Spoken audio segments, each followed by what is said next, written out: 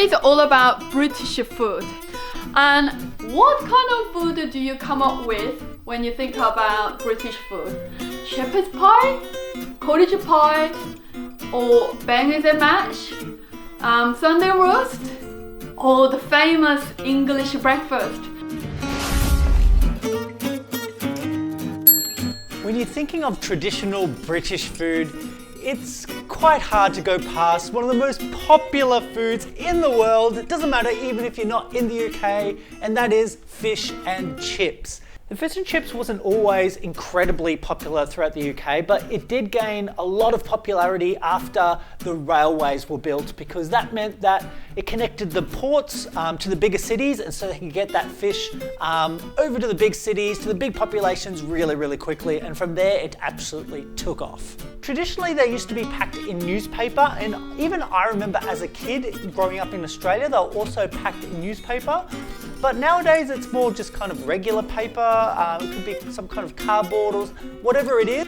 They usually use for their fillets haddock and cod. Nick and I were really lucky to try very local fish and chips. Well, the best place to get fish and chips is from your local fish and chip shop.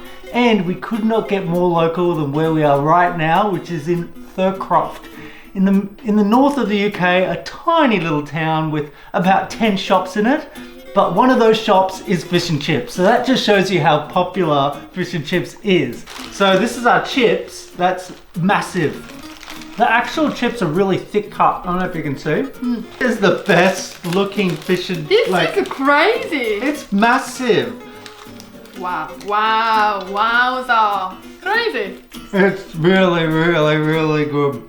A really fun fact, which I don't think many people know, and I definitely didn't know it, was that Alfred Hitchcock himself lived below his family business, which was a fish and chip shop. So that would have been interesting to see him do a take of a horror film surrounding that as kind of a theme, the fish and chip shop theme. So we are ready to go? We're ready to go for the Sunday roast. It is so exciting. So, girl. Hey, Close girl. up here.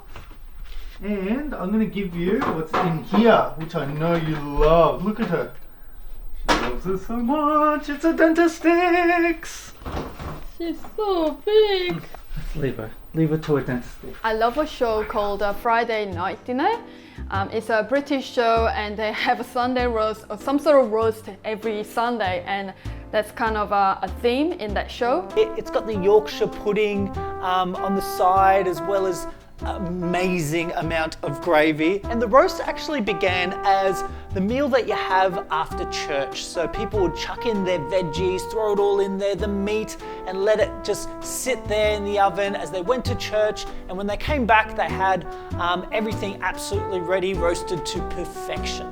So we were lucky enough to try it in a small town called Burgess Hill, in a really old pub from centuries ago, back when they actually first invented the Sunday roast. This is the biggest jug of gravy I've ever seen. Wow. I drenched it.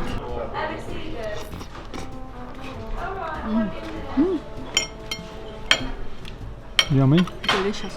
We then hopped on a bus to a small town called Rotherham. Located in South Yorkshire, we thought it was a great little town to try some afternoon tea. Another one is, of course, afternoon tea, which is loved here in Australia as well. It came from the Duchess of Bedford, Anna, and she got a little bit hungry. She had her lunchtime, and her evening meal wasn't until 8 p.m. So at around 4 p.m. she decided to have a little snack. That little snack became quite big, and it got really popular among the other women around her, and then from there it became this really big social event where they'd put on their clothes, they'd dress up and enjoy this lovely afternoon tea, which usually included scones, of course, we all know, with lovely jam and cream, tiny little sandwiches that you have too. Super sandwich. Look how much cream. So much, so yum. We're here in sunny old England, not very sunny, but anyway, we're right in the rural part of England, and it's a great place to try a full English breakfast. And where we're going to try it? At a greasy spoon named the Greasy Spoon. The Greasy Spoon is kind of a term for cheap eatery cafe. It's literally what it says. It is greasy. It's greasy because they fry everything up. It's generally found kind of in more industrial areas, in the motorways. It's for truck drivers coming in. It could be a 24-hour place where they just come in and fill up on their delicious greasy breakfast. My coffee, which I can't wait. I need a coffee every day to get started.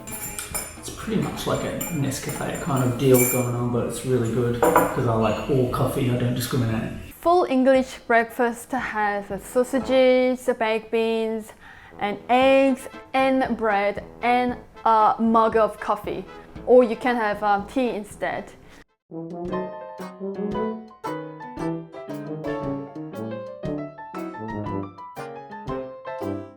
Another little bonus round of English food has to be the Scottish biscuit digestives. But it's not just in Scotland, all over the UK. If you go into a supermarket and in the biscuit aisle, no joke, not kidding, just walls of digestives. And at first I was like, whoa, that's a lot of digestives. But then you turn around and there's more digestives. So just different flavors, different kind of variations of it. They can come in kind of biscuits, but also in little packets and little digestive bites and things like that.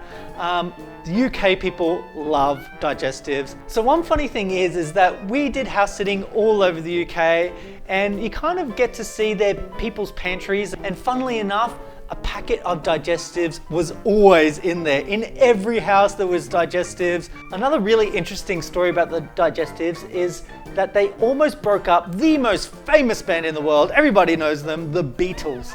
And the way that happened was during one of their studio recordings, Yoko saw a packet of digestives which belonged to George Harrison.